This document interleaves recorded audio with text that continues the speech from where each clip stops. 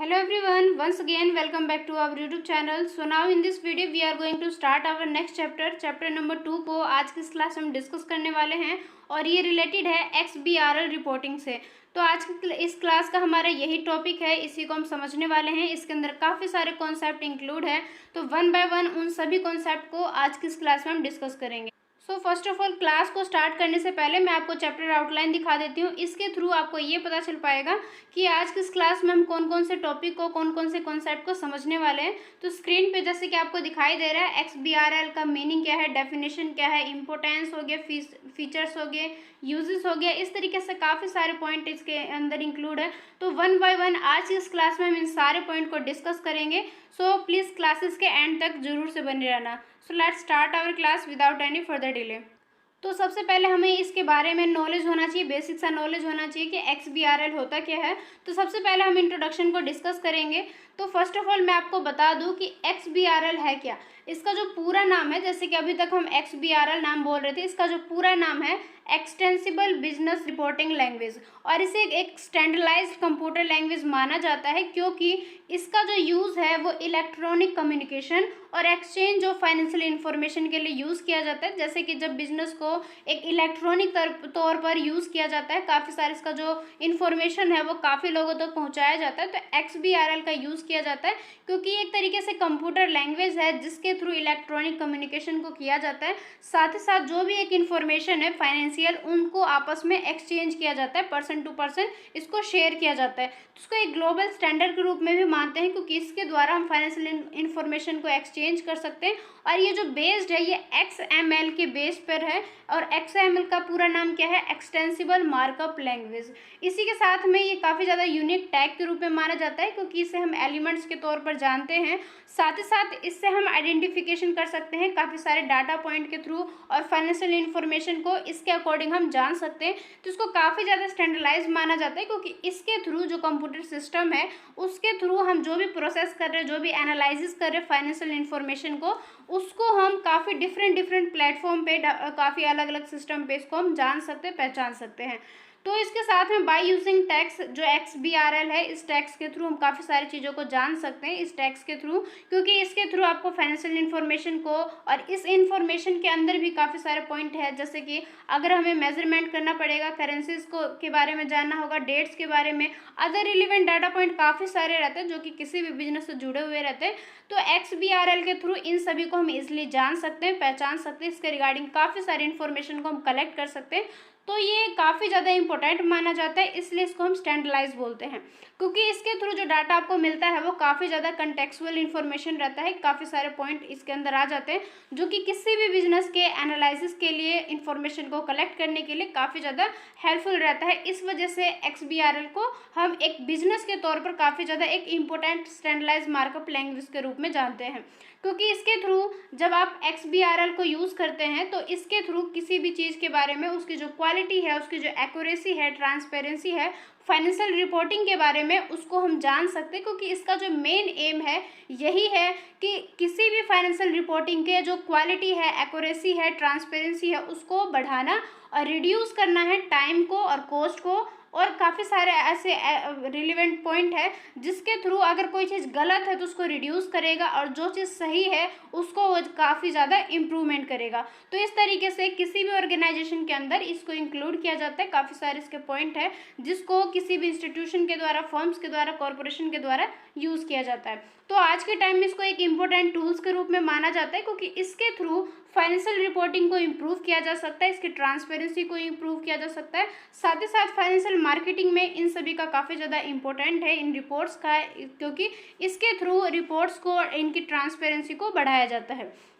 तो ये एक तरीके से स्टैंडर्डाइज वे प्रोवाइड कर देता है किसी भी फाइनेंशियल इन्फॉर्मेशन को कलेक्ट करने के लिए, अंडरस्टैंड होने के लिए, एनालिसिस होने के लिए, डिसीजन मेकिंग के लिए। तो आप फाइनली ये मान सकते हो कि XBRL को काफ़ी ज़्यादा इंपॉर्टेंट माना जाता है क्योंकि बिजनेस से जो जुड़े हुए दूसरे स्टेक होल्डर्स हैं उनको यहाँ से काफ़ी ज़्यादा रिलेवेंट इन्फॉर्मेशन को मिलता है, काफ़ी ज़्यादा हेल्प प्रोवाइड करता है। इस वजह से XBRL का आज के टाइम में काफ़ी ज़्यादा इंपॉर्टेंट है। तो आई होप ये इंट्रोडक्शन के बेस पे आपको ये पता चल गया होगा कि XBRL है क्या। देन उसके बाद में अब हम समझने वाले हैं मीनिंग ऑफ XBRL। जैसे कि इंट्रोडक्शन में इसके बारे में बेसिक सा जाना है, अब हम इसके मीनिंग को जानते हैं कि इसका मतलब क्या है। तो XBRL जैसे कि हमने स्टार्टिंग में ही पढ़ लिया था कि ये स्टैंड करता है एक्सटेंसिबल बिजनेस रिपोर्टिंग लैंग्वेज के बेस पर, और इसे हम एक स्टैंडर्डाइज्ड लैंग्वेज के रूप में मानते हैं क्योंकि इसके थ्रू जो इलेक्ट्रॉनिक रूप से जो कम्युनिकेशन किया जाता है उसमें ये हेल्पफुल रहता है। साथ ही साथ ये जितने भी कंपनीज हैं उनको एक्सप्रेस करने में, उनके रिपोर्ट्स को बनाने के लिए, फाइनेंशियल इंफॉर्मेशन को कलेक्ट करने के लिए एक रिक्वायरमेंट के तौर पर ये एक टूल्स प्रोवाइड करता है जिसके थ्रू इन सारे काम को कंप्लीट किया जाता है। इसके अंदर काफ़ी सारे यूनिक टैग्स होते हैं जो कि कंप्यूटर के द्वारा जब भी रिपोर्ट्स को तैयार किया जाए तो अलग अलग तरीके से ये सारे जो टैग्स है ये हेल्पफुल प्रोवाइड करते हैं। तो इस तरीके से XBRL को डिफाइन किया जाता है। और ये जो बिजनेस रिपोर्ट का जब भी हम तैयार करते हैं तो इसका जब ट्रांसफॉर्मेशन किया जाएगा ऑल ओवर द वर्ल्ड, तो यहाँ पर जो XBRL है एक इंट्रोडक्शन के तौर पर आएगा क्योंकि ये एक लैंग्वेज है जिसके थ्रू इलेक्ट्रॉनिक एक्सचेंज किया जाएगा किसी भी कॉमर्शियल और फाइनेंशियल डाटा को। और इसके अंदर जब हम बार बार डिस्कस कर रहे हैं XBRL, तो ये जो स्टैंड करता है मतलब कि XBRL, तो इसको वन बाय वन देखते हैं कि किस तरीके से इसके अंदर जो भी पॉइंट है वो किस तरीके से डिफाइन करते हैं। तो सबसे पहले जैसे कि हमने पढ़ा एक्स का मतलब रहेगा एक्सटेंसिबल, बी का मतलब होगा बिजनेस, आर का मतलब रिपोर्टिंग और एल का मतलब लैंग्वेज। अब वन बाय वन इन सारे पॉइंट को डिस्कस करते हैं। सबसे पहले एक्सटेंसिबल है, ये एक रेफर करता है फैक्ट को जिसके थ्रू ये जानते हैं कि XBRL इज़ ए फ्लेक्सिबल है, काफ़ी ज़्यादा अडेप्टेबल लैंग्वेज है जिसके द्वारा हम कस्टमाइज़ कर सकते हैं अपने नीड्स के अकॉर्डिंग किसी भी ऑर्गेनाइजेशन के अंदर, किसी भी इंडस्ट्रीज़ के अंदर जिस भी तरीके से हमें इसकी नीड्स रहेगी उसके अकॉर्डिंग इसको हम कस्टमाइज़ कर सकते हैं। और ये जो एक्सटेंसिबल है ये एक्सपेक्ट करता है XBRL का, जिसके थ्रू ये अलाउ करता है कि इसका जब यूज़ किया जाएगा तो वाइड रेंज पे किया जाएगा क्योंकि इसके थ्रू जो फाइनेंशियल रिपोर्टिंग को बनाया जाएगा, ये बिजनेस कम्युनिकेशन पर्पस को कंप्लीट किया जाएगा, तो एक्सटेंसिबल रूप में ये अब एक तरीके से बेनिफिशियल हो जाता है। बी का मतलब है बिजनेस। अब ये रेफर करता है एक ऐसे फैक्ट को जिसके थ्रू हम ये जानते हैं कि XBRL जो है ये स्पेसिफिकली डिज़ाइन किया गया है बिजनेस के लिए, क्योंकि बिजनेस के अंदर फाइनेंशियल रिपोर्टिंग को तैयार किया जाता है, एक स्पेशलाइज्ड लैंग्वेज बन जाता है जिसके थ्रू काफ़ी सारे यूनिक नीड्स को और रिक्वायरमेंट को कंप्लीट किया जाता है। मतलब पूरे वर्ल्ड में जितने भी बिजनेसेस हैं उनके अंदर इन सभी का एक अलग ही महत्व बन जाता है, क्योंकि जब बिजनेस बड़े लेवल पे बन जाता है तो इनका काफ़ी ज़्यादा इंपॉर्टेंट रहता है क्योंकि वहाँ पर ज़्यादातर काम इलेक्ट्रॉनिक रूप से किया जाता है, तो XBRL का वहाँ पे काफ़ी ज़्यादा इंपॉर्टेंट हो जाता है। उसके बाद में नेक्स्ट पॉइंट है रिपोर्टिंग। ये रेफर करता है एक ऐसे फैक्ट को जिसके थ्रू हम ये जानते हैं कि XBRL जो है ये यूज़ किया जाएगा फाइनेंशियल रिपोर्टिंग के लिए, बिजनेस के इंफॉर्मेशन को कलेक्ट करने के लिए, और एक स्टैंडर्डाइज्ड वे को प्रोवाइड करेगा जिसके थ्रू फाइनेंशियल डाटा को प्रेजेंटिंग किया जाएगा, जिसके थ्रू हम क्या कर सकते हैं, जब भी फाइनेंशियल डाटा को तैयार किया जाएगा, प्रेजेंट किया जाएगा, तो ईजियर वे में किया जाएगा ताकि उससे हम कंपेयर भी कर सकते हैं, एनालिसिस भी कर सकते हैं अपनी इन्फॉर्मेशन के बेस पे। डिफरेंट टाइप के जो सोर्सेज रहते हैं उससे हम एनालिसिस कर सकते हैं अपने इन्फॉर्मेशन को लेके और कंपेयर भी कर सकते हैं काफ़ी ईजियर वे में। तो इस तरीके से रिपोर्टिंग में इनका एक इम्पोर्टेंस हो जाता है। लास्ट है लैंग्वेज। एल का मतलब है लैंग्वेज। ये रेफर करता है एक ऐसे फैक्ट को जिसके थ्रू हम ये जानते हैं कि XBRL एक कंप्यूटर लैंग्वेज है जिसका इसका मतलब ये है कि एक स्ट्रक्चर वे में सारे इन्फॉर्मेशन को एनकोडिंग में हेल्प करेगा। एनकोडिंग का मतलब ये है कि ये लैंग्वेजेस में चेंज करेगा कि हम इसको इनपुट किस लैंग्वेज में दे रहे, ये हमें आउटपुट किस लैंग्वेज में दे रहे, मतलब एनकोडिंग करने में हेल्प करेगा, जिसके थ्रू हम इजी तरीके से रीड कर सकते हैं, मतलब कि प्रोसेस किया जाएगा मशीन के द्वारा, जहाँ पर दोनों के बीच में जो कनेक्टिविटी बनी रहती है, एक पर्सन के बीच में, एक कंप्यूटर के बीच में, वो आपस में सही तरीके से मेंटेन रहेगा और ये कंसिस्ट करेगा एक सेट ऑफ रूल्स को, जिसके थ्रू हम ये जान पाएंगे कि इन्फॉर्मेशन को किस तरीके से रिप्रेजेंटेड किया गया है और किस तरीके से कम्युनिकेटेड किया जाएगा। तो आई होप ये सारे पॉइंट आपको सही तरीके से समझ में आ गया होगा। काफ़ी सिंपल तरीके से मैंने आपको बताया, तो आई होप यहाँ तक आपको सारे पॉइंट समझ में आ गए होंगे।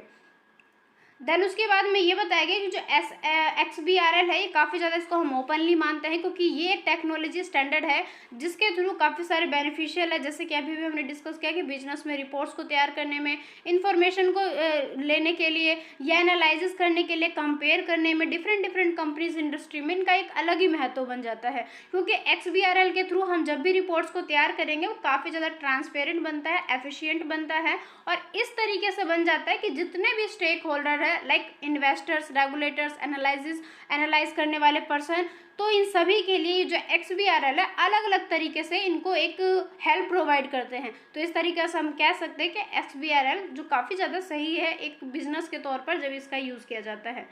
उसके बाद हमारा नेक्स्ट कॉन्सेप्ट है डेफिनेशन ऑफ XBRL। अभी तक हमने इसका मीनिंग समझ लिया, अब हमें ये देखना है कि XBRL को डिफाइन किस तरीके से करेंगे हम। मान लो अगर उसमें एग्जाम में आपका यही क्वेश्चन आ जाता है व्हाट इज XBRL, तो पहले तो आपको ये बताना पड़ेगा ना, इसके डेफिनेशन को डिफाइन करना पड़ेगा। देन उसके बाद ही आप पॉइंट्स को इसके अंदर इंक्लूड कर सकते हैं, लाइक उसके मीनिंग को, इसके इंट्रोडक्शन को। तो इसके डेफिनेशन को जानना काफ़ी ज़्यादा इंपॉर्टेंट है। तो अब इसके डेफिनेशन को डिस्कस करते हैं। तो इसे कंपनी का जो रूल है 2015 के अकॉर्डिंग इसको डिफाइन किया गया कि जो XBRL एक स्टैंडर्डाइज्ड लैंग्वेज है जिसका यूज़ किया जाता है इलेक्ट्रॉनिक कम्युनिकेशन के दौरान, जिसके द्वारा कंपनी के अंदर हेल्प मिलता है उसको एक्सप्रेस करने में, अपना जो भी रिपोर्ट्स है उसको एक्सप्रेस करेंगे, साथ ही साथ जो भी एक फाइनेंशियल इन्फॉर्मेशन है उसको अकॉर्डेंस मतलब कर पाएंगे कंपनी एक्ट 2013 के अकॉर्डिंग। तो कंपनी एक्ट में जिस भी तरीके से डिफाइन किया गया कि कंपनी के फाइनेंशियल रिपोर्ट किस तरीके से होना चाहिए, XBRL उनको उन्हीं के अकॉर्डिंग तैयार करता है। और साथ ही साथ इसके अंदर जो भी डॉक्यूमेंट्स है, जो भी एक फॉर्म्स है, उसको काफ़ी ज़्यादा सही तरीके से मेंटेन करके बनाया जाता है। तो ये इसका डेफिनेशन है। इसके अंदर इसको हम इस तरीके से भी मतलब दूसरे तरीके से भी डिफाइन कर सकते हैं। किस तरीके से XBRL को हम इस तरीके से, यहाँ पे देखो 3 डेफिनेशन दिया गया, 1 बाय 1 हम डिस्कस करेंगे, लेकिन तीनों डेफिनेशन में से जो आपको ज़्यादा सही लगे, जो ज़्यादा इजी लगे, आप एग्जाम में उसी को प्रेफर करना है। लेकिन हम डिस्कस यहाँ पे तीनों पॉइंट को करेंगे ताकि आपको तीनों में से जो सही लगे वो आप कर सकते हो। तो सबसे पहले हम डिफाइन करेंगे XBRL को कि एक्सटेंसिबल बिजनेस रिपोर्टिंग ये एक स्टैंडर्डाइज्ड कंप्यूटर लैंग्वेज है जिसका यूज़ किया जाता है इलेक्ट्रॉनिक कम्युनिकेशन के दौरान, फाइनेंशियल रिपोर्ट को एक्सचेंज करने में, बिजनेस के अंदर जो भी इंफॉर्मेशन है उसको आपस में एक्सचेंज करने में ये हेल्प करता है XBRL। साथ ही साथ ये अलाउ करता है काफ़ी सारे टैग्स को, जिसके थ्रू फाइनेंशियल डाटा को काफ़ी ज़्यादा कॉन्टेक्सुअल इंफॉर्मेशन के बेस पे बनाया जाता है। इसके थ्रू जब भी डाटा को तैयार किया जाएगा, जब भी रिपोर्ट्स को तैयार किए जाएंगे, तो वो इस तरीके से बनाए जाएंगे कि उसको हम इजी तरीके से अंडरस्टैंड कर सकते हैं, एनालाइज कर सकते हैं उनके डाटा को काफ़ी ज़्यादा ईजिली तरीके से। चाहे किसी भी प्लेटफॉर्म पे हम बात करें, किसी भी सिस्टम के रूप में बात करें, वहाँ पर हम इन रिपोर्ट्स को इस तरीके से यूज़ कर सकते हैं। तो ये काफ़ी ज़्यादा इंपॉर्टेंट है।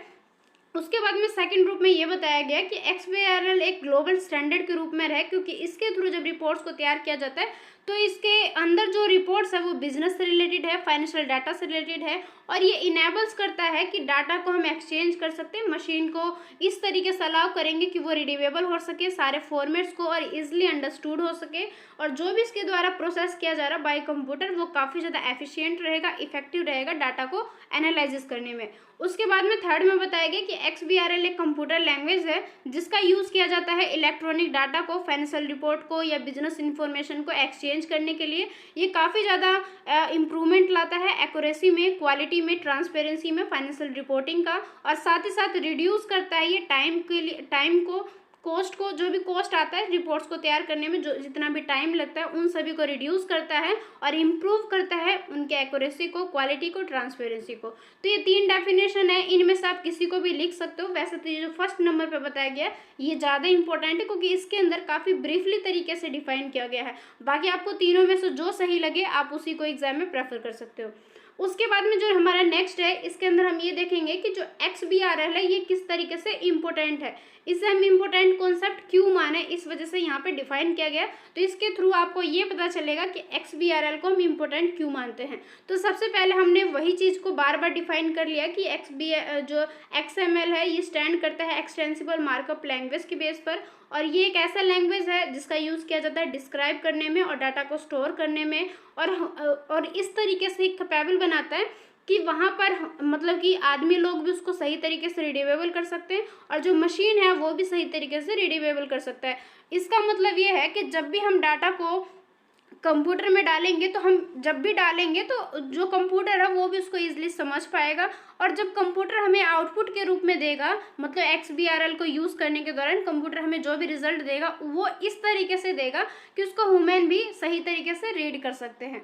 तो इस तरीके से जो XML के ऊपर ये स्टैंड करता है। इसके अंदर काफ़ी सारे टैग्स है, जिसका एक स्पेसिफिक फाइनेंशियल कॉन्सेप्ट है, जिसके द्वारा हम काफ़ी सारी चीज़ों को जान सकते हैं। और ये की एडवांटेजेस हो जाता है क्योंकि इसके थ्रू ये क्रिएशन ऑफ कस्टम टैक्सोनॉमीज को यहाँ पे अलाउ करता है, जिसके थ्रू डिस्क्राइब किया जाता है फाइनेंशियल इन्फॉर्मेशन को बिल्कुल स्टैंडर्डाइज वे में। तो इस तरीके से हम ये भी कह सकते हैं कि टैक्सोनॉमीज क्या है, ये एक essential list of financial concept है, जिसके थ्रू आइडेंटिफाई किया जाता है, डिस्क्राइब किया जाता है डाटा को।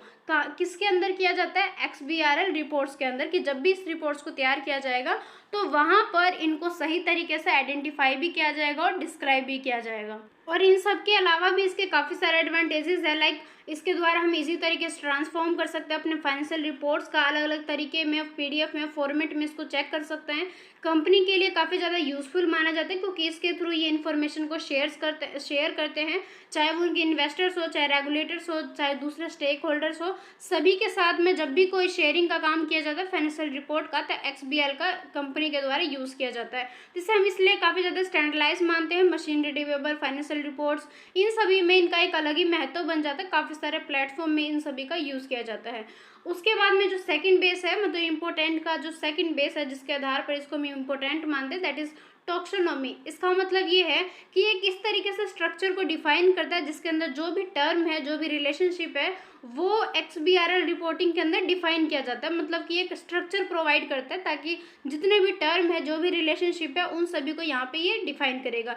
साथ ही साथ ये प्रोवाइड करेगा एक स्टैंडर्डाइज सेट ऑफ डेफिनेशन को, जिसके थ्रू फाइनेंशियल कॉन्सेप्ट को जब भी हम यूज़ करेंगे रिपोर्ट में, तो उसके अंदर हम काफ़ी ईजिली तरीके से इनको कंपेयर कर सकते हैं। जो भी डाटा है उसको हम साथ ही साथ एनालाइज भी कर सकते हैं। उसके बाद में जो नेक्स्ट थर्ड पॉइंट है, इंटेंस डॉक्यूमेंट। इसका मतलब ये है कि इसके अंदर काफ़ी सारे ऐसे पॉइंट है जिसके थ्रू हमें एक स्पेसिफिक रिपोर्टिंग पीरियड के अंदर इसको हम सही तरीके से, ये जो डॉक्यूमेंट है इसके थ्रू हम इन सारी चीज़ों को जान सकते हैं, क्योंकि इसके अंदर कंटेन किया जाता है इन सारे पॉइंट्स को। और साथ ही साथ जो भी डाटा को तैयार किया जा रहा है उसको क्रिएट करने में, और जो डाटा है उसको एप्रोप्रिएट एलिमेंट्स के तौर पर मेंटेन करने में, जो भी अकाउंटिंग सिस्टम है वहाँ पर ये अलग तरीके से हेल्पफुल रहता है। एलिमेंट्स के बेस पे बात करें तो एक स्पेसिफिक पीस ऑफ इंफॉर्मेशन को आपस में शेयर करने में, बैलेंस शीट लाइन को जो भी है उसको आइटम को दिखाने के लिए अलग अलग जो इनकम स्टेटमेंट का कैटेगरी रहता है उनको ये डिफाइन करता है। और जितने भी एलिमेंट्स है ये एक असाइन करते हैं एक यूनिक आइडेंटिफायर को XBRL टैक्सोनॉमी के अंदर। नेम स्पेस के अकॉर्डिंग अगर हम बात करें तो एक यूनिक आइडेंटिफायर है जिसके द्वारा हम सेट ऑफ एलिमेंट्स को आइडेंटिफाई कर सकते हैं विद इन XBRL टैक्सोनॉमी के अंदर। और ये जो एलिमेंट है इसको हम यूज़ कर सकते हैं डिफरेंट टाइप्स के टैक्सोनॉमीज को जानने के लिए, पहचानने के लिए।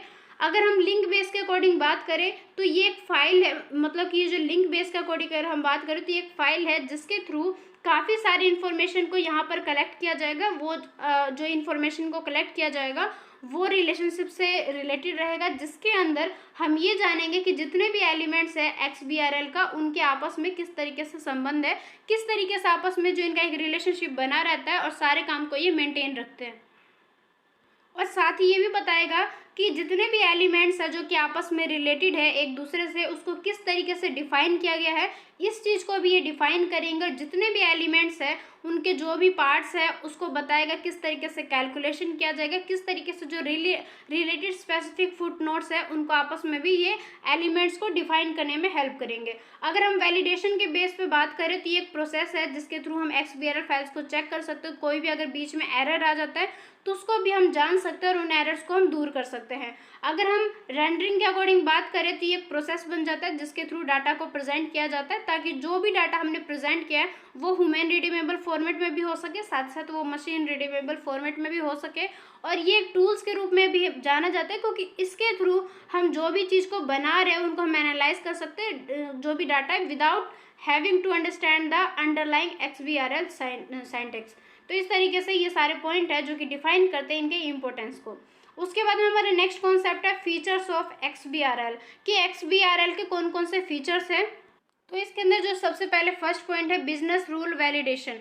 इसके थ्रू एक स्पेसिफिक फीचर्स को जानते हैं। बिजनेस रूल वैलिडेशन जो एक फीचर्स के रूप में माना जाता है XBRL का, क्योंकि ये अलाउ करता है ताकि जितने भी चीज़ यहाँ पे हमने दिखाया इन्फॉर्मेशन में उनको वेरीफाई कर सके। जो भी हमने इन्फॉर्मेशन को यहाँ पर XBRL में दिखाया, जो भी डॉक्यूमेंट्स में कंसिस्ट किया है, उसको टॉक्सोनॉमी के साथ में वेरीफाई करेगा। जो भी इसके अंदर रूल्स है उसको इस तरीके से एंश्योर करेगा ताकि डाटा को हम जान सके वैलिड, इसके रिलायबल को, या जो भी एक स्पेसिफिक फॉर्मेट को यहाँ पे कंसिस्ट किया गया, इन सभी के बारे में हम जान सकते हैं। क्योंकि बिजनेस रूल वैलिडेशन के थ्रू हम इन सारे रूल्स को सही तरीके से समझ सकते हैं, जान सकते हैं। तो इस तरीके से ये हेल्पफुल रहता है, इसके फीचर्स को ये डिफाइन करता है। इसके साथ में भी ये भी है कि ये जो फीचर्स है इसके थ्रू हम रिड्यूस कर सकते हैं। रिड्यूस का मतलब होता है उस चीज़ को हम कम कर सकते हैं। किस चीज़ को? अमाउंट ऑफ टाइम को, एफर्ट्स को, जो भी हम एफर्ट्स लगा रहे, जो भी हमारा मेहनत है वो हो गया, जितना भी टाइम अगर ज़्यादा लग रहा है उन सभी को ये कम करेगा। और साथ ही साथ जो भी हमारी एक्यूरेसी है, हमारी जो कंसिस्टेंसी है फाइनेंशियल डाटा को लेके, इन सभी को ये इन्हेंस करेगा, हेल्पफुल प्रोवाइड करेगा। तो इस तरीके से हम क्या कह सकते हैं कि इन XBRL जो बिजनेस रूल है, इसके थ्रू हम इसेंशियल डाटा को, रूल्स को डिफाइन कर सकते हैं, और जो भी इसके अंदर डिफाइन किया गया उसको हम साथ ही साथ वेरीफाई भी कर सकते हैं। सेकंड बताया गया है क्लियर डेफिनेशन। इसके थ्रू आप जितने भी चीज़ को यहाँ पे डिफाइन किया गया है उनको क्लियरली जान सकते हैं। क्लियर डेफिनेशंस का मतलब यही है कि इसके अंदर जो भी डाटा को हमने प्रोवाइड किया उसको हम क्लियरली जान सकते हैं, पहचान सकते हैं। जो भी एलिमेंट्स दिया गया है, चाहे वो हमारे काफ़ी सारे पॉइंट इसके अंदर इंक्लूड है, उन सभी को हम जान सकते हैं। जैसे कि यहाँ पर बताया भी गया कि जो XBRL है ये टॉक्सोनॉमी की तरफ प्रोवाइड करेगा, जिसके थ्रू क्लियर और प्रिसाइज डेफिनेशन कर सकते हैं फाइनेंशियल यूजर्स के लिए उनके डाटा को, और ये हेल्प करेगा काफ़ी सारे एलिमेंट्स को, रिड्यूस करेगा रिस्क को, मतलब जो भी यहाँ पे रिस्क आ रहा है, जो भी एरर आ रहा है, उन सभी को ये रिड्यूस करेगा। क्लियर डेफिनेशन बताएंगे XBRL के बारे में, उनके जो भी अंदर ऑटोमेटिक तरीके से जो वैलिडेशन है, वेरिफिकेशन है फाइनेंशियल डाटा को, इसमें ये काफ़ी ज़्यादा हेल्प करेगा। साथ ही साथ ये एंश्योर भी करेगा उसके एक्यूरेसी को, लाइबिलिटी को। ओवरऑल हम ये कह सकते हैं कि जो क्लियर डेफिनेशन है ये प्रोवाइड करता है XBRL टॉक्सोनॉमी को, जिसके थ्रू इन्हेंस किया जाता है क्वालिटी ऑफ फाइनेंशियल रिपोर्टिंग का, कि फाइनेंशियल रिपोर्टिंग का जो क्वालिटी है उसको इन्हेंस करता है। इन्हेंस का मतलब होता है किसी चीज़ को बढ़ाना, तो इन्हेंस करेगा उस चीज़ को, और साथ ही साथ ये ईजी तरीके से बनाएगा ताकि जो भी रिपोर्ट्स को तैयार किया गया उसको हम आसानी से समझ सकते हैं, अंडरस्टैंड हो सकते हैं उसके बारे में, और साथ ही साथ अगर हम चाहें तो डाटा का आपस में एनालिसिस भी कर सकते हैं। उसके बाद में नेक्स्ट है स्ट्रॉन्ग सॉफ्टवेयर सपोर्ट, कि ये जो सॉफ्टवेयर है इसको हम काफ़ी ज़्यादा स्ट्रॉन्ग मानते हैं। स्ट्रॉन्ग मानने का भी काफ़ी सारे रीज़न है, क्योंकि अभी हमने देखा कि इम्पोर्टेंट किस तरीके से है। तो काफ़ी सारे पॉइंट है जिसके बेस पर ये जानते हैं कि ये जो सॉफ्टवेयर है काफ़ी ज़्यादा स्ट्रॉन्ग है, और ये सपोर्ट करता है रिपोर्ट को तैयार करने में, डाटा को एनालाइज करने में, रिप्रेजेंट करने में, इनके एरर को जानने में, काफ़ी सारी चीज़ों को इन्हेंस करने में। तो इस तरीके से हम कह सकते हैं जब ये इतना ज़्यादा हेल्पफुल है, इतने ज़्यादा जगह पे इसका इम्पोर्टेंस है, तो ऑलरेडी इसको स्ट्रॉन्ग मानना तो एक सिंपल सी बात है। उसके बाद में नेक्स्ट बताया गया सपोर्ट मल्टी लैंग्वेज। इसका मतलब ये है कि XBRL को एक हम लैंग्वेज के रूप में मानते हैं, तो लेकिन ये साथ ही साथ काफ़ी सारे जो दूसरे लैंग्वेजेस है उसको सपोर्ट करता है, ताकि जो भी हम रिपोर्ट्स को तैयार करेंगे, प्रेजेंट करेंगे, वो ह्यूमन रीडेबल और मशीन रीडेबल दोनों ही फॉर्मेट में हो सके। यहाँ पर ये बताया गया कि इसका मतलब ये है कि अलाउ करेगा क्रिएशन ऑफ टॉक्सोनॉमी को, मल्टीपल लैंग्वेज को यहाँ पे अलाउ किया जाएगा, जिसके थ्रू कंपनी ईजियर तरीके से अपनी इन्फॉर्मेशन को जान सकते हैं। डिफरेंट टाइम का अगर किसी भी चीज़ पे उनको कंपेयर करना पड़ेगा, कंपेयर भी कर सकते हैं। तो ये काफ़ी सारे लैंग्वेज को यहाँ पे अलाउ करते हैं, जिसके थ्रू आप जो भी इंफॉर्मेशन को कलेक्ट यहाँ पे दिखा रहे हैं उसको प्रेफर्ड लैंग्वेज में ये साथ ही साथ कन्वर्ट करके हमें इस तरीके से दिखाएगा कि हम उसको ईजी तरीके से अंडरस्टैंड हो सकते हैं। उसके बाद में जो नेक्स्ट कॉन्सेप्ट है यूजेस ऑफ XBRL, कि XBRL को यूज़ कब कब किया जाता है। सबसे पहले है फाइनेंशियल रिपोर्टिंग में, कि जब भी रिपोर्ट को तैयार किया जाएगा उसमें XBRL का यूज़ किया जाएगा, क्योंकि इसके थ्रू हम अपने डाटा को एक्सचेंज कर सकते हैं काफ़ी सारे बिजनेस के बीच में, काफ़ी सारे इंस्टीट्यूशन के बीच में, गवर्नमेंट एजेंसीज के बीच में, मतलब जहाँ पे भी हमें अपने फाइनेंशियल रिपोर्ट को शेयर करना होगा, हम उन सभी जगह पे अपने डाटा को ईजिली एक्सचेंज कर सकते हैं। देन उसके बाद में जो सेकंड पॉइंट है रेगुलेटरी कॉम्प्लियंस। इसका मतलब ये है कि कंपनी के अंदर जो भी रूल रेगुलेशन को डिफाइन किया जाता है उन सभी को ये फुलफिल कर सकते हैं, कि इसके अंदर काफ़ी सारे पार्ट्स है, जैसे कि SEC हो गया, RBI हो गया, MC हो गया, ये सारे मैंडेटेड है, जिसके जब यूज़ किया जाता है XBRL रिपोर्ट्स को तो इनका अकॉर्डिंग बनाया जाता है। साथ ही साथ जो भी एक इनका स्टैंडर्ड होना चाहिए उसको भी एंश्योर करते हैं, ताकि जो भी रिपोर्ट को तैयार किया जाएगा उसमें एक्यूरेसी रहेगा और उसको हम ईजी तरीके से उसके बारे में जान सकते हैं, एनालिसिस कर सकते हैं डाटा को, तो ये इसके अकॉर्डिंग भी फुलफिल करता है। देन उसके बाद में जो नेक्स्ट पॉइंट है, थर्ड पॉइंट है इन्वेस्टर एनालिसिस, कि कंपनी के अंदर जितने भी इन्वेस्टर्स हैं वो डाटा को इस तरीके से प्रेजेंट कर पाएंगे ताकि इन्वेस्टर्स जब भी इनको एनालिसिस कर पाएंगे, जब भी उनको कंपेयर करना पड़ेगा किसी भी डाटा के बीच में, तो वो ईजिली कर सकते हैं। चाहे कोई भी कंपनी हो, कोई भी इंडस्ट्री हो, जहाँ पर जितने भी इन्वेस्टर्स है इन डाटा का यूज़ कर सकते हैं एनालिसिस करने के लिए, कंपेयर करने के लिए, क्योंकि ये एक एक्सेसिबिलिटी प्रोवाइड कर देता है, ताकि क्योंकि ये जो डाटा है ये काफ़ी स्टैंडर्ड वे में प्रोवाइड किया जाता है, जिसके थ्रू डाटा को समझना, अंडरस्टैंड होना, कंपेयर करना ये काफ़ी ज़्यादा ईजी हो जाता है। रिस्क मैनेजमेंट के बेस पे बात करें तो XBRL के अकॉर्डिंग अगर जो रिपोर्ट्स को तैयार किया जाता है, इसके थ्रू कंपनी आइडेंटिफाई हो सकते हैं, मैनेज कर सकते हैं अपने रिस्क को मोर इफेक्टिवली तरीके से, क्योंकि ये जो रिपोर्ट तैयार किया जाएगा काफ़ी एक्यूरेसी के बेस पे, काफ़ी ज़्यादा स्टैंडर्डाइज वे में दिखाया जाता है, प्रोवाइड किया जाता है। इस वजह से हम ये कह सकते हैं कि रिस्क को मैनेज करने में ये XBRL काफ़ी ज़्यादा एक हेल्पफुल प्रोवाइड करता है, क्योंकि इसके थ्रू जो भी फॉर्मेट को प्रोवाइड करेगा हम जान सकते हैं, उनके डाटा को सही तरीके से एनालाइज कर सकते हैं, बेटर तरीके से एनालाइज किया जा सकता है और डिसीजन को सही तरीके से यहाँ पे लिया जा सकता है। तो हम ये कह सकते हैं कि इसके थ्रू जो रिस्क मैनेजमेंट है उसको कंट्रोल किया जाता है। एफिशिएंसी और ट्रांसपेरेंसी के बेस पे बात करें तो जो XBRL रिपोर्ट्स है ये प्रमोट करता है ट्रांसपेरेंसी को और एफिशिएंसी को किसी भी रिपोर्ट्स के अंदर, क्योंकि इसके थ्रू जो डाटा को प्रोवाइड किया जो काफ़ी सही तरीके से, करेक्ट तरीके से, ट्रू के रूप में प्रोवाइड करता है। इस वजह से इसके अंदर काफ़ी ज़्यादा ट्रांसपेरेंसी रहता है, क्योंकि जब भी हम डाटा को एनालिसिस करेंगे तो उसको हम ईजी तरीके से, फास्टर तरीके से कर सकते हैं, क्योंकि ये हमारे एरर को रिड्यूस करता है। साथ ही साथ जो भी हमने एंट्री को यहाँ पे दिखाया है वो हमारे मैनुअली तरीके से, जिस तरीके से हमारी नीड है उसके अकॉर्डिंग ही हमें प्रोवाइड करके यह हमारे लिए हेल्प प्रोवाइड करता है। उसके बाद में जो हमारा नेक्स्ट कॉन्सेप्ट है यूज़र ऑफ XBRL, कि जो XBRL है उनके यूज़र कौन है, कौन इन्हें यूज़ करता है। तो सबसे पहले देखो ये जो रिपोर्ट है ये एक फॉर्मेट के रूप में रहते हैं, क्योंकि ये ग्लोबल स्टैंडर्ड के रूप में बन चुका है डिजिटल रिपोर्टिंग में, तो सभी के द्वारा इसे अडोप्टेड किया जाता है, इसका यूज़ किया जाता है। लेकिन अगर हम मोस्टली ज़्यादातर लोगों की बात करें, अगर मेन पॉइंट की बात करें तो इसे दो कैटेगरी में डिवाइड किया गया है। सबसे पहले है बिजनेस यूज़र और सेकेंड है रेगुलेटरी यूज़र। बिजनेस यूजर्स के अंदर कौन कौन से इंक्लूड होंगे, बिजनेस यूज़र में आ जाएंगे कंपनी आ जाएंगे, फाइनेंशियल इंस्टीट्यूट आ जाएंगे, इन्वेस्टर्स आ जाएंगे, एनालाइज करने वाले पर्सन आ जाएंगे, ऑडिटर्स आ जाएंगे, दूसरे स्टेक होल्डर सब भी आ जाएंगे। तो मतलब इतने सारे पर्सन हैं जो कि बिजनेस यूज़र के अंदर आते हैं, जिसके थ्रू इन डाटा का वो यूज़ करते हैं, क्योंकि इसके थ्रू जो XBRL है इसको प्रिपेयर किया जाता है, एनालिसिस किया जाता है, रिपोर्ट्स को परफॉर्म किया जाता है, इसको साथ साथ मैनेज भी किया जाता है डिसीजन को लेने में। तो ये सारे पॉइंट है जिसके बेस पर ये जितने भी पर्सन है जो कि मैंने आपको रीड करके बताया, ये सभी के लिए जो XBRL है ये हेल्पफुल रहता है, तो इनके द्वारा इसे यूज़ किया जाता है।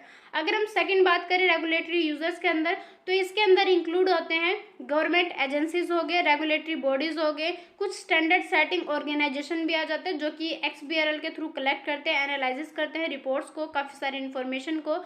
एग्जाम्पल दिया गया है यहाँ पर कि जो इंक्लूड किया गया है US security and exchange commission, SEC जिसको बोलते हैं, EBA बोलते हैं, IASB बोलते हैं, तो इन सभी के द्वारा भी यूज़ किया जाता है जो कि आते हैं रेगुलेटरी यूजर्स के अंदर। तो इस तरीके से ये दो रूप में डिवाइडेड किया गया है यूजर्स को, जो कि इन सभी को यूज़ करते हैं, क्योंकि ये जितने भी पर्सन हैं ये सभी के द्वारा यूज़ किया जाता है, लेकिन इनको एक मेन पॉइंट के अंदर इंक्लूड किया जाता है, जैसे कि बिजनेस यूजर्स के अंदर और रेगुलेटरी यूजर्स के अंदर। उसके बाद में हमारा नेक्स्ट है कि जो XBRL है ये यूजर्स को इंक्लूड करता है कौन कौन से, बट नॉट लिमिटेड टू। तो रेगुलेटर्स के अंदर कौन कौन से आएंगे, सबसे पहले यहाँ पे जो फर्स्ट पॉइंट दिया गया फाइनेंशियल रेगुलेटर, क्योंकि रेगुलेटर्स के अंदर जितने भी पर्सन को, जितने भी पॉइंट्स को इंक्लूड किए गए काफ़ी ज़्यादा मेजर यूजर्स माने जाते हैं, क्योंकि ये इनके द्वारा जब XBRL को यूज़ किया जाता है तो काफ़ी बड़े अमाउंट के लिए किया जाता है, क्योंकि इनका जो मेन पर्पस रहता है काफ़ी सारा बड़े लार्ज एरिया पे रहता है, क्योंकि इसके थ्रू ये परफॉर्मेंस रिस्क को इन सभी को जानते पहचानते, तो काफ़ी ज़्यादा इंपॉर्टेंट रहता है। तो वन बाय वन हम उन सभी के बारे में जानेंगे कि जिसके द्वारा रेगुलेटर्स के अंदर इन सभी को यूज़ किया जाता है, ये कौन कौन सा उनका मेन पर्पस रहता है जिसके थ्रू वो XBRL को यूज़ करते हैं। तो सबसे पहले बात करेंगे फाइनेंशियल रेगुलेटर्स के अंदर कि ये जो रेगुलेटर्स रहते हैं इनका जो नीड रहता है, मतलब इनकी जो ज़रूरत रहती है XBRL को यूज़ करने का, ये रहता है ताकि ये जो भी परफॉर्मेंस है उनको एनालाइज कर सके, जो भी फाइनेंशियल इंस्टीट्यूशन के बीच में रिस्क है उन सभी को जान सके, चाहे जितने भी इंश्योरेंस कंपनी है इन सभी के रिस्क को जाना, परफॉर्मेंस को जानना, पहचानना, एनालिसिस करना, मेंटेन करना, ये सभी मेन पर्पस रहता है फाइनेंशियल रेगुलेटर्स का। उसके बाद में नेक्स्ट है security regulators and stock exchange. ये कैसे यूज़ करते हैं XBRL का, ये इस तरीके से यूज़ करते हैं जिसके थ्रू ये भी सेम थोड़ा सा काम रहता है, परफॉर्मेंस को जानते हैं, जो भी लिस्टेड फर्म्स हैं, सिक्योरिटीज़ है, इन सभी के बारे में ये जानते हैं, इनके बारे में जो भी एक इन्फॉर्मेशन है उसको कलेक्ट करते हैं ताकि मार्केट में इन सभी को यूज़ किया जा सके, फुलफिल किया जा सके काफ़ी सारे नीड्स को, और एनालिसिस कर सके, बिल्कुल जो भी रेगुलेटरी रिस्पॉन्सिबिलिटीज़ बनते हैं उन सभी को फुलफिल कर सके, जान सके। तो इसके द्वारा ही इनका यूज़ किया जाता है। नेक्स्ट है बिजनेस रजिस्ट्रार्स। इनके द्वारा किस तरीके से यूज़ किया जाता है, क्योंकि ये जो रजिस्ट्रार्स होते हैं इनके द्वारा भी काफ़ी सारा मेन पर्पस रहता है जिसके लिए ये XBRL को यूज़ करते हैं कि जो भी ऑर्गेनाइजेशन है जो कि रिस्पॉन्सिबल रहते हैं अपने वैरायटी ऑफ कॉर्पोरेट डाटा को रिसीव करने के लिए, तो वो इनका यूज़ इसलिए करते हैं ताकि जो भी प्राइवेट या पब्लिक फर्म है, चाहे इसके अंदर फाइनेंशियल स्टेटमेंट है, ये जो भी इनका डाटा है उसको जानने के लिए, बनाने के लिए, और साथ ही साथ जो पब्लिक के लिए उसको अवेलेबल करेंगे, तो उस डाटा को पहले से ही प्रिपेयर किया जाता है XBRL के थ्रू। अगर हम टैक्स अथॉरिटीज़ की बात करें तो इनका नीड्स ये रहता है ताकि ये जो भी फाइनेंशियल स्टेटमेंट को बनाया गया है किसी भी दूसरे जो इनका रूल रेगुलेशन रहता है इन्फॉर्मेशन के लिए किसी भी बिजनेस के अंदर, तो इन सारे प्रोसेस को जान सके ताकि जब भी इनके ऊपर टैक्स को लगाया जाएगा तो वो सही तरीके से टैक्स को यहाँ पे कलेक्ट कर पाएंगे, कैलकुलेट कर पाएंगे। नेक्स्ट है authorities in charge of statistic and monetary policy, कि इसके अंदर जब यूज़ किया जाता है तो मतलब ये एक अथॉरिटी को प्रोवाइड करते हैं, रिक्वायर करते हैं ताकि जो भी इंफॉर्मेशन बना गया है ऑन द फाइनेंशियल परफॉर्मेंस के बेस पे वहाँ पर इनके बारे में जानेंगे। डिफरेंट टाइप के जो ऑर्गेनाइजेशन है उसके अंदर जितने भी स्टैटिस्टिकल एनालिसिस है उनको ये एनालाइज कर पाएंगे, जो भी पॉलिसी डिसीजन है उसके अकॉर्डिंग ये इनको मेंटेन कर रखेंगे।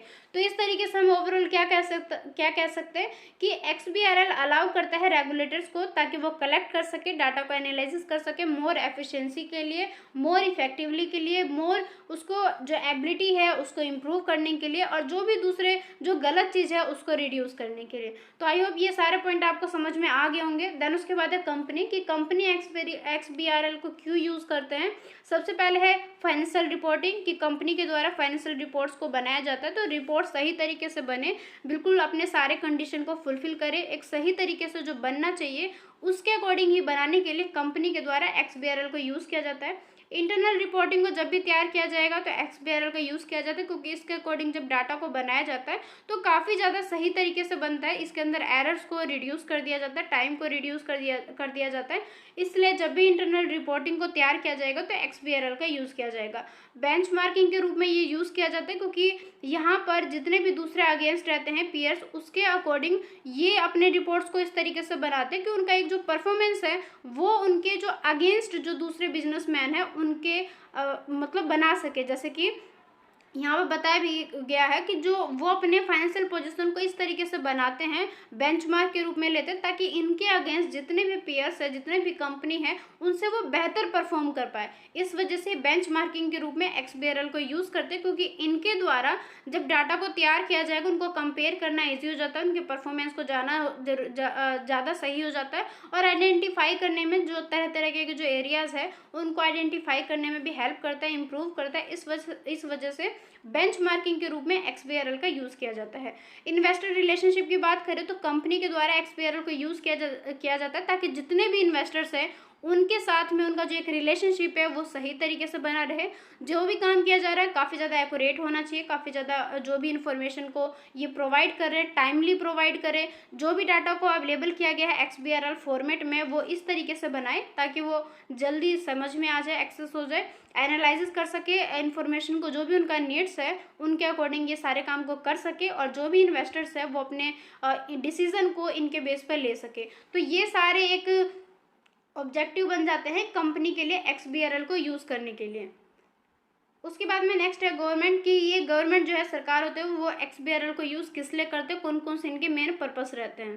तो इसके अंदर जो सबसे पहले फर्स्ट पॉइंट को इंक्लूड किया गया स्टैंडर्डाइज इसके थ्रू जो स्टैंडर्डाइज फाइनेंशियल रिपोर्टिंग को जब भी बनाया जाएगा तो वो काफ़ी ज़्यादा स्टैंडर्ड वे में बन सके, इस वजह से कंपनी जो गवर्नमेंट है इनके द्वारा XBRL को यूज़ किया जाता है। इम्प्रूव डाटा एक्यूरेसी हो सके, इस वजह से जो भी उनका एफिशिएंसी है वो इंक्रीज हो सके।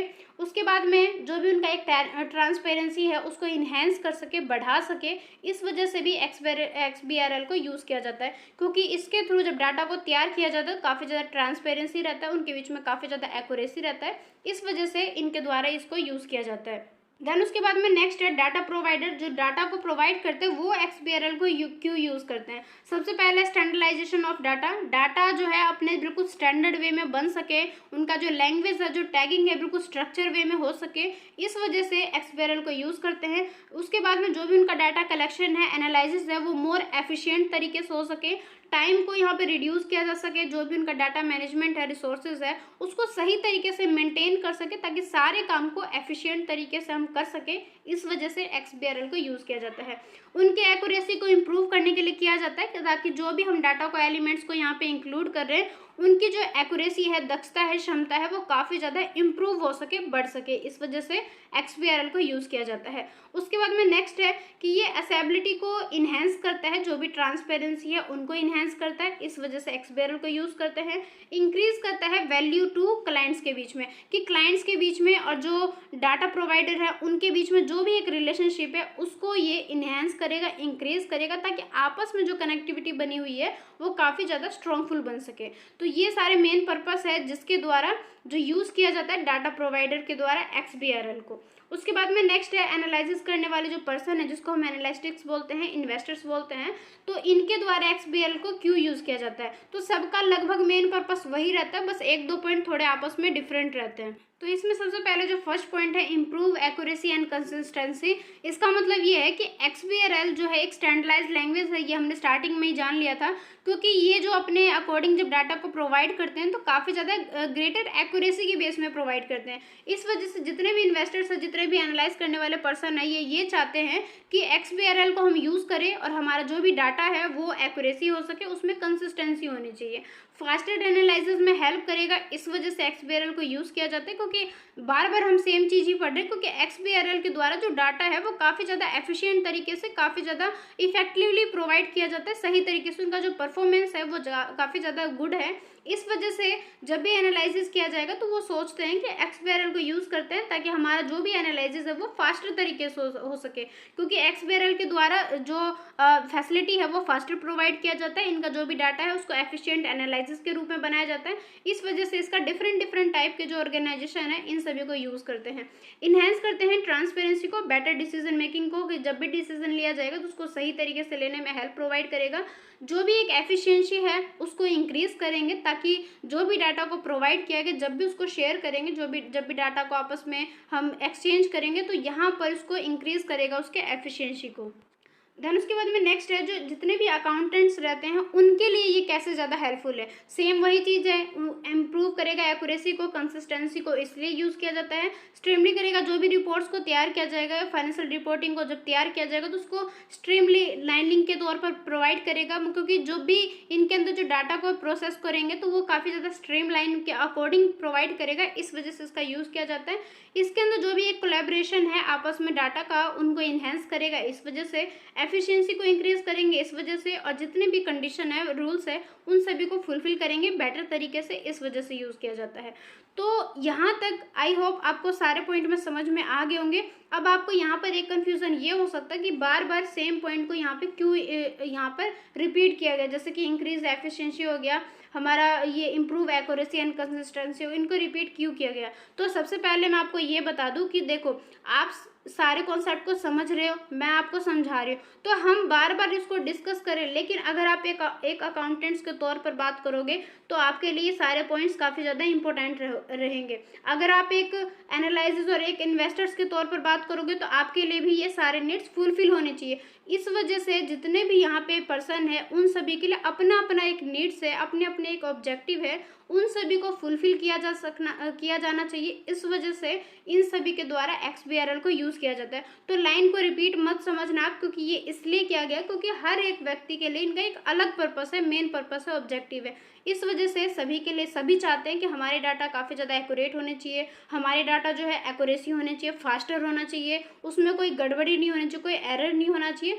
इस वजह से ये सबका मेन पर्पस यही रहता है, मेन ऑब्जेक्टिव रहता है। इस वजह से ये लाइन को यहाँ पे रिपीट किया गया है।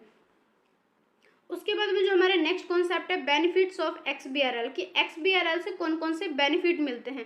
सबसे पहले मिलेगा स्टैंडर्डाइजेशन को, क्योंकि इसके द्वारा जो भी एक डाटा को प्रोवाइड किया जाएगा स्टैंडर्डाइज लैंग्वेज के अकॉर्डिंग प्रोवाइड किया जाएगा। इस वजह से ये हेल्प करेगा जो भी डाटा है उसको ग्रेटर एक्यूरेसी में, और जो भी फाइनेंशियल रिपोर्टिंग है उसके अंदर ये एक कंसिस्टेंसी को बना के रखेगा। इस वजह से स्टैंडर्डाइजेशन को मेंटेन करने के लिए जो XBRL है वो काफ़ी ज़्यादा हेल्पफुल है, तो इसको एक बेनिफिट्स के रूप में माना जाता है।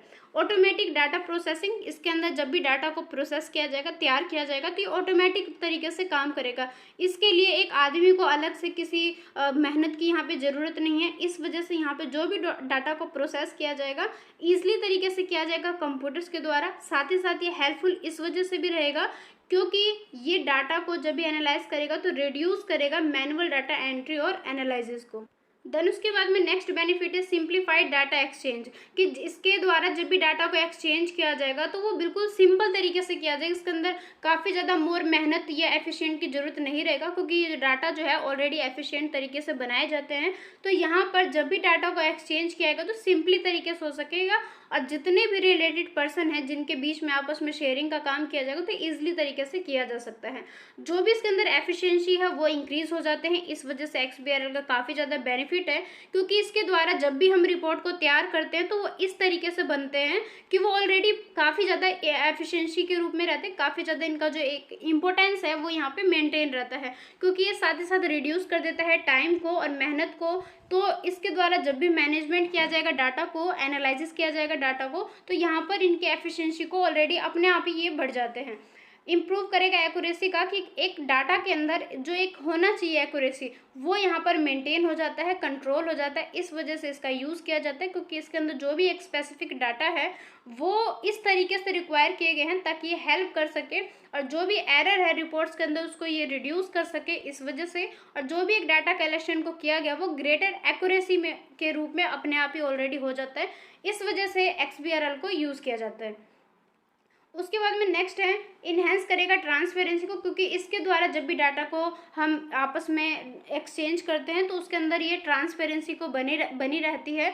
इस वजह से इसकी इन्हेंसमेंट का काम करता है, कि जो भी हम डाटा को तैयार किया जाता है XBRL का यूज़ करके, तो यहाँ पर ट्रांसपेरेंसी के द्वारा डाटा को मोर इफेक्टिव बना दिया जाता है, ताकि जब भी इसका एनालिसिस किया जाएगा, जब भी पर्सन के बीच में से एक्सेस किया जाएगा तो ईजी तरीके से किया जाएगा। जब भी डिसीजन को लेना होगा हमें तो बेटर तरीके से ले सकते हैं इसका यूज़ करके। इस वजह से XBRL का काफ़ी ज़्यादा बेनिफिट है। इसके अंदर जो भी ट्रांजैक्शन किया जाएगा उसको टैगिंग कर सकते हैं, कि इसके अंदर जो काफ़ी सारे की रहते हैं XBRL के अंदर, जिसके थ्रू ट्रांजैक्शन को टैग किया जाता है। एलिमेंट्स को इस तरीके से बनाते हैं ताकि वो एक्यूरेसी को इम्प्रूव कर पाएंगे, उनके बीच में जो एक कंसिस्टेंसी बनी रहनी चाहिए एक्चुअल में, उसको ये मेंटेन करेगा, बना के रखेगा, आइडेंटिफाई कर पाएगा जितने भी डाटा एलिमेंट्स को, उसको इसी तरीके से कंप्यूटर सिस्टम के द्वारा प्रोसेस कर पाए, एनालिसिस कर पाए। ये सारे बेनिफिट है जो कि XBRL के द्वारा प्रोवाइड किया जाता है। तो आई होप ये सारे पॉइंट आपको समझ में आ गए होंगे कि XBRL को हम यूज़ क्यों करते हैं, क्योंकि इसके इतने सारे बेनिफिट हैं जिसके बेस पर हम XBRL को यूज़ करते हैं। देन उसके बाद में हमारा नेक्स्ट कॉन्सेप्ट है हु डेवलप्ड XBRL, कि XBRL के बारे में अब तक की क्लास में हमने काफ़ी कुछ जान लिया, पहचान लिया, हमने ये देख लिया कि XBRL किस तरीके से बेनिफिट है, क्यों यूज़ किया जाता है, किन के द्वारा यूज़ किया जाता है। अब हम ये देखेंगे कि XBRL को बनाया किसके द्वारा गया है, डेवलप किसने किया है। तो XBRL जो है इसे डेवलप किया गया है इंटरनेशनल नॉन प्रॉफिट ऑर्गेनाइजेशन के द्वारा, जिसे हम कहते हैं XBRL इंटरनेशनल INC, जिसको हम फॉर्मेटली अगर बात करें तो इसको हम XBRL कंसोर्टियम भी कह सकते हैं। और इसको जो बनाया गया था वो 1998 में बनाया गया था, जिसे हम 1998 भी कहते हैं हिंदी में।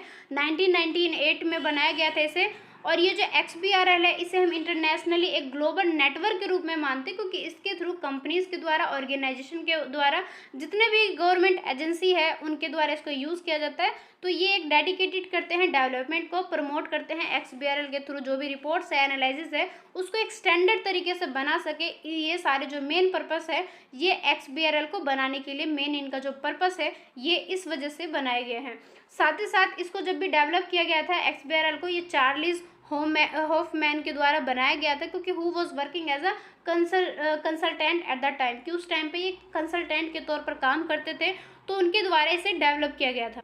क्योंकि ये जो पर्सन थे उनका एक तरीके से नीड था, या उनकी एक तरीके से ज़रूरत था, ये वो चाहते थे कि जब भी फाइनेंशियल रिपोर्ट्स को बनाए वो एक स्टैंडर्ड तरीके से बना होना चाहिए। क्योंकि किसी भी चीज़ को स्टार्ट करने से पहले उसके रिगार्डिंग हम ये सोचते हैं कि ये काम इस तरीके से होना चाहिए, तो कई पर्सन इसकी तरफ से काफ़ी ज़्यादा सीरियस हो जाते हैं और कुछ ना कुछ वो जनरेट कर देते हैं। तो उन्होंने भी इसी तरीके से किया था, उन्होंने ऐसा सोचा था कि फाइनेंशियल रिपोर्ट काफ़ी ज़्यादा एक्यूरेट होनी चाहिए, स्टैंडर्ड वे में होना चाहिए, तो उनके द्वारा इसको बनाया गया था, ताकि जब भी डाटा को हम प्रोसेसिंग करेंगे मोर एफिशिएंट तरीके से कर पाएगा। जब भी डाटा को हम एनालाइज करेंगे तो ये एक सही तरीके से इनेबल कर पाएगा।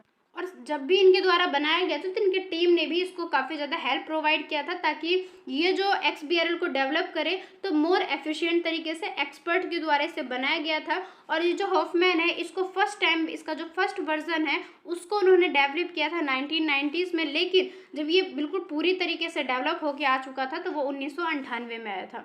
तो आई होप ये सारे पॉइंट आपको समझ में आ गए होंगे। उसके साथ ही ये भी बताया गया है कि XBRL जो है ये एक इंटरनेशनली माना जाता है, क्योंकि इसके द्वारा जो डेवलपमेंट किया है बिल्कुल कंटिन्यू किया जाता है, बार बार इसमें कोई भी एक चेंजमेंट की ज़रूरत है, जो भी एक स्टैंडर्ड इसका मेंटेन हो सके टाइम टू टाइम। इस वजह से टाइम टू टाइम इसके नए नए वर्जन आते रहते हैं। आज के टाइम में मोस्ट रिसेंट वर्जन की बात करें तो XBRL 2.1 है, जिसे रिलीज़ किया गया था 2010 में, 2010 में। और आज के टाइम पे जो XBRL काफ़ी ज़्यादा वाइडली यूज़ किया जाता है, हर एक ऑर्गेनाइजेशन के द्वारा, रेगुलेटर्स के द्वारा, जितने भी स्टेक होल्डर्स हैं वर्ल्ड में, उन सभी के द्वारा इसको यूज़ किया जाता है, क्योंकि इसके थ्रू काफ़ी सारे बेनिफिट्स है रिपोर्ट्स को बनाने में, एनालाइज करने में। इस वजह से जो XBRL है उसे आज के टाइम में काफ़ी ज़्यादा इम्पोर्टेंट मानते हैं किसी भी बिजनेस के अंदर। देन इसके बाद में हमारा नेक्स्ट कॉन्सेप्ट है फ्यूचर प्रोस्पेक्ट्स ऑफ XBRL, के फ्यूचर के लिए XBRL से कौन कौन से प्रोस्पेक्टिव्स रखे जाते हैं, इसे क्या क्या एक उम्मीद के तौर पर रखा गया है फ्यूचर को लेके। तो सबसे पहले जो फर्स्ट पॉइंट है इंक्रीज अडोप्शन। इसका मतलब ये है कि XBRL को ऐसे तो यूज़ काफ़ी सारे फीचर्स के बेस पे किया ही जाता है, बट इन फ्यूचर को लेके हम ये मानते हैं कि as more organisation and government adopt XBRL as a standard for financial reporting is use it likely to continue to expand. इसका मतलब ये है कि जैसे कि फ्यूचर को लेके, फ्यूचर का जो भी एक हमारा एक ओपिनियन बना रहता है उसको लेके XBRL के थ्रू हम ये मानते हैं कि आज के टाइम में भी इसका काफ़ी ज़्यादा यूजेस है, बट कुछ ऐसे ऑर्गेनाइजेशन है, कुछ ऐसे गवर्नमेंट एजेंसी है जो कि XBRL को यूज़ नहीं करते। तो हम इस तरीके से मानते हैं कि इन फ्यूचर में जाके XBRL को हर एक पर्सन के द्वारा, हर एक ऑर्गेनाइजेशन के द्वारा, एजेंसीज के द्वारा इसका यूज़ किया जाना चाहिए। तो हम ये इसके फ्यूचर को लेके एक एक्सपेक्टेड एक होप बना के रखते हैं। उसके बाद में जो सेकंड है इंटीग्रेशन विद एमर्जिंग टेक्नोलॉजी, कि हम ये फ्यूचर को लेके ये भी समझते हैं कि जो XBRL को इसको हम इंटीग्रेटेड मानेंगे, ताकि इसके साथ में एमर्ज कर पाएंगे जितने भी टेक्नोलॉजी है, जैसे कि ब्लॉकचेन हो गया, आर्टिफिशियल इंटेलिजेंसी हो गया, मशीन लर्निंग हो गया, इन सभी के साथ में एमर्ज कर पाएंगे। इससे क्या हो जाएगा, इनेबल्स हो जाएंगे मोर एफिशिएंट को, एक्यूरेसी को, ताकि डाटा को जब भी प्रोसेसिंग किया जाएगा तो आज के टाइम में जिस तरीके से एफिशिएंसी है, फ्यूचर में उससे भी ज़्यादा इसकी एफिशिएंसी बढ़ जाएगी। और आज के टाइम को अगर हम कंपैरिजन करेंगे तो आज के टाइम से भी ज़्यादा ये एक्यूरेट बन पाएगा। उसके बाद में जो थर्ड है एक्सपेंसिंग इनटू न्यू एरियाज, कि XBRL को जैसे तो आज के टाइम में जो इसका मेन पर्पस है, इन फ्यूचर इसको हम काफ़ी दूसरे तरीके से एरिया में भी यूज़ करने के लिए सोचते हैं कि आगे जाके इसको दूसरे एरिया में भी इसका यूज़ किया जाना चाहिए फाइनेंशियल रिपोर्टिंग को तैयार करने के लिए, जैसे कि सप्लाई चेन मैनेजमेंट भी हो गया, सस्टेनेबिलिटी रिपोर्टिंग हो गया, कि इन सभी एरिया में भी XBRL का यूज़ किया जाना चाहिए। तो फ्यूचर के लिए एक उम्मीद है कि इसको यूज़ किया जाएगा डिफरेंट टाइप्स के एरियाज़ में। उसके बाद में नेक्स्ट है कंटिन्यू डेवलपमेंट एंड रिफाइनमेंट। इसका मतलब ये है कि XBRL जैसे कि इंटरनेशनल है, इसको हम लाइकली कंटिन्यू तो करते हैं, लेकिन इसको इस तरीके से हमें करना है इन फ्यूचर, ताकि जितने भी स्टेक होल्डर्स है, जितने उनके जो भी नीड्स है उसको कंप्लीट कर सके, फुलफिल कर सके, और जो भी टेक्नोलॉजी है उसके साथ में चेंजेस को ला भी सके और इम्प्लीमेंट भी कर सके। तो ये सारे पॉइंट है जिसके थ्रू एक्सबीआरएल से होप बनी हुई है। उसके बाद है नेक्स्ट, इम्प्रूव इंटरऑपरेबिलिटी। इसका मतलब ये है कि जैसे कि हमें पता है कि एक्सबीआरएल के द्वारा काफ़ी सारे मेन जो नीड्स है उसको कंप्लीट किया जाता है, बट साथ ही साथ ये भी मानते हैं कि इसके द्वारा the development of improve data exchange protocols, कि डाटा का जो भी एक प्रोटोकॉल्स है उसमें काफ़ी ज़्यादा डेवलपमेंट को ये इम्प्रूव कर पाएगा, और जो भी एक एक्सबीआरएल बेस्ड सिस्टम है उनके साथ में या फर्दर जो भी एक्सपेंस्ड है उन सभी को ये मेंटेन करेगा डिफरेंट टाइप के एक्सबीआरएल बेस्ड सिस्टम के बेस पर। तो ये सारे पॉइंट है, प्रोस्पेक्टिव्स है एक्सबीआरएल को लेके कि एक्सबीआरएल को इस तरीके से इन फ्यूचर में यूज़ किया जाएगा। तो ओवरऑल हम क्या बात कर सकते हैं कि जो एक्सबीआरएल है इसको हम इस तरीके से मानते हैं ताकि इसको काफ़ी ज़्यादा एक्सपेंड किया जाएगा इन फ्यूचर में, मतलब इसका जो एक एरिया है उसको और ज़्यादा वाइडली किया जाएगा, नए नए टेक्नोलॉजी को इसके अंदर इन्वॉल्व करेंगे और जो भी रिक्वायरमेंट है उन सभी को यहाँ पे फुलफिल किया जाएगा एक्सबीआरएल के थ्रू। तो आई होप यहाँ तक की क्लास में आपको सारे पॉइंट समझ में आ गए होंगे कि एक्सबीआरएल के अंदर जितने भी पॉइंट को अभी तक हमने डिस्कस किया।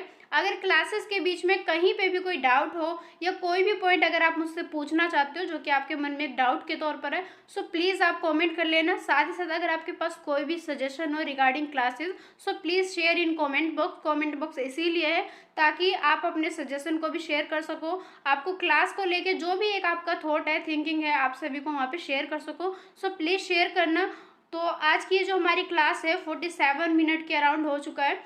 तो आज की जो क्लास है मैंने बिल्कुल कंटिन्यू लिया है, क्योंकि कई बार ऐसा होता है ब्रेक लेते, लेकिन आज मैंने बिल्कुल लगातार लिया है। सो प्लीज़ अब ये जो आगे के जो कॉन्सेप्ट है एक्सबीआरएल इंटरनेशनल, इसको हम अपने नेक्स्ट क्लास में कवर करेंगे, क्योंकि ये जो क्लास है थोड़ा सा लेंथी है, इसमें अभी भी काफ़ी सारे पॉइंट हैं, तो एक ही क्लास में इसको कवर करना थोड़ा सा ज़्यादा लेंथी हो जाता है। इस वजह से आज की क्लास यहीं तक रख लेते हैं। तो यहाँ तक की क्लास में ज़रूर से बताना अपना सजेशन कि आज की क्लास आपको कैसी लगी और सारे कॉन्सेप्ट आपको समझ में आ गए होंगे। अगर कहीं पे भी कोई डाउट हो सो प्लीज़ पूछ लेना। साथ ही अगर आपको क्लासेस सही लगे, आपको सारे पॉइंट सही तरीके से समझ में आ गया होगा, तो प्लीज़ लाइक ज़रूर से करना, शेयर ज़रूर से कर देना। और अगर अभी तक आपने चैनल को सब्सक्राइब नहीं किया तो सब्सक्राइब भी ज़रूर से कर लेना। चैनल आपके लिए काफ़ी ज़्यादा हेल्पफुल रहेगा इन फ्यूचर तक के लिए, क्योंकि यहाँ पर आपको सारे क्लासेस 1 बाय 1 बिल्कुल डिटेल वे में प्लेलिस्ट में मिल जाएंगे। तो चैनल आपके लिए काफ़ी ज़्यादा हेल्पफुल रहेगा। सो प्लीज़ चैनल को सब्सक्राइब जरूर कर लेना। अगर आपने नहीं किया है तो शेयर भी ज़रूर से कर देना। तो आज की क्लास बस इतना ही रखते हैं। अपने पार्ट 2 में इसके जो रिमेनिंग कॉन्सेप्ट है उसको हम अपने पार्ट 2 में डाल के उसको डिस्कस कर लेंगे। तो आज की इस क्लास में बस इतना ही, मिलता अपने नेक्स्ट वीडियो में। तो आज की क्लास में ज़रूर से बताने क्लासेस आपको कैसी लगी। सो आज की क्लास में बस इतना ही, मिलता अपने नेक्स्ट वीडियो में। तब तक के लिए bye, take care and thank you so much.